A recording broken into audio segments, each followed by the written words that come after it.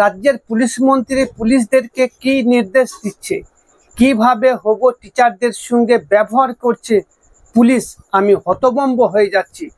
পুলিশকে সংযত হওয়ার নিদান দিলেন নওশাদ সিদ্দিকী। চলুন নওশাদ সিদ্দিকী ঠিক কি বললেন শোনাবো আপনাদের। তার আগে একটাই অনুরোধ, ফেসবুকে দেখলে ফলো করুন, ইউটিউবে দেখলে সাবস্ক্রাইব করে পাশে থাকুন। চলুন ভিডিওটা দেখতে থাকুন। আজকে কিছু ভিডিও ফুটেজ দেখে আমি হতভম্ব হয়ে গেলাম। কোন রাজ্যে আমরা বসবাস করছি? পুলিশ মন্ত্রী কি নির্দেশ দিচ্ছে পুলিশদেরকে? যেভাবে হবু টিচারদের সাথে আজকে পুলিশ আচরণ করলো, এটা কোনোভাবে মেনে নেওয়া যায় না।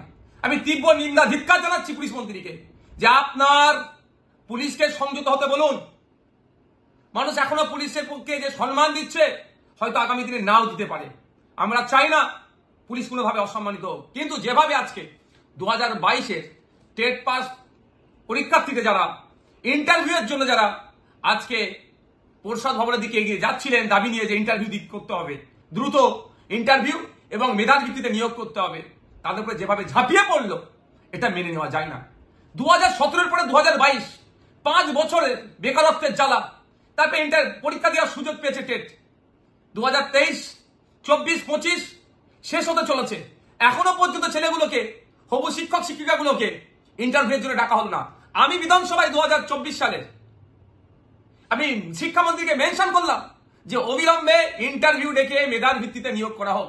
একদিকে শিক্ষকের অভাবে স্কুলগুলো বন্ধ হতে চলেছে, অপরদিকে মেধাযুক্ত যারা আছে টেট 2022-এ যারা পাস করে আছে তাদেরকে ইন্টারভিউ পর্যন্ত ডাকা হচ্ছে না। তাদের ডিমান্ড কি ছিল?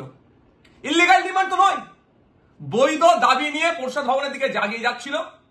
সেখানে যেভাবে আক্রমণ হলো, তাদের উপরে পুলিশকে দিয়ে মেনে নেওয়া যায় না। আসলে শিক্ষা দপ্তরের ব্যাপারটা নয়, রাজ্যের অর্থনৈতিক ভান্ডার শূন্য হয়েছে, খেলা মেলা করে হাজার হাজার কোটি টাকা উচ্ছন্নে দিয়েছে। এই শিক্ষকগুলোদের বেতন দেওয়ার কোনো জায়গা নাই, সেই অর্থনৈতিক পরিকাঠামো দুর্বল, এই জন্য এগুলোকে আটকে রেখেছে। এটা মেনে নেওয়া যায় না। আজকে যেভাবে পুলিশকে লেলিয়ে দিয়ে টেট 2022 পরীক্ষার্থীর উত্তীর্ণ পরীক্ষার্থীদের উপরে যে হামলা চালিয়েছে, এর জবাব বাংলার মানুষ দেবে, ওই শিক্ষিত পরিবারগুলো দেবে। বিভিন্ন রাজনৈতিক দলের কাছে অনুরোধ করব, রাজনীতি করার অনেক সময় আছে, এখন ঐক্যবদ্ধ হতে হবে। শিক্ষা ব্যবস্থার ধ্বংস করে দিচ্ছে, একটা প্রজন্ম শেষ হয়ে যাচ্ছে।